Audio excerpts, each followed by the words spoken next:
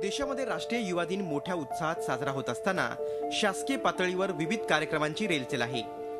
युवा दिनाचे संकल्प नंतर काही जण विसरतीलही, मात्र ग्रामीण आणि त्यातल्या त्यात दुष्काळी भागातील लौकी शिरस गावातील एका तरुणानं मात्र सर्वांसमोर आदर्श निर्माण केलाय। नवनाथ नारायण झराड हा 32 वर्षीय युवक गेल्या 2 वर्षांपासून सैंग ऋषी वृद्धाश्रमाद्वारे निराधार वृद्धांची सेवा करतोय।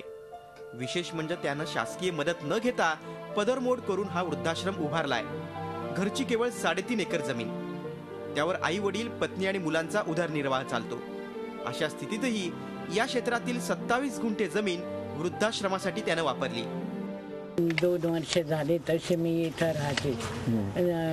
माझं जेवण खावण नाश्ता वगैरे सगळं मिळतं।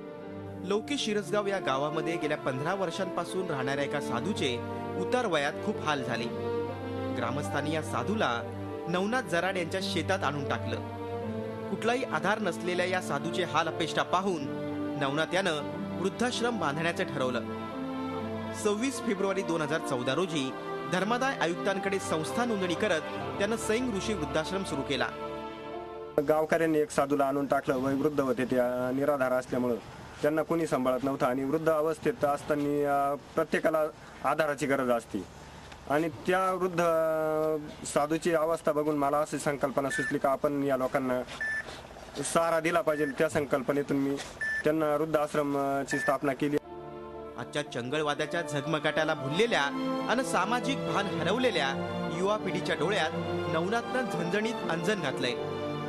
Chetan Kolas, Zee media, Yeola. Zee 24 तास रहा एक पाऊल पुढे।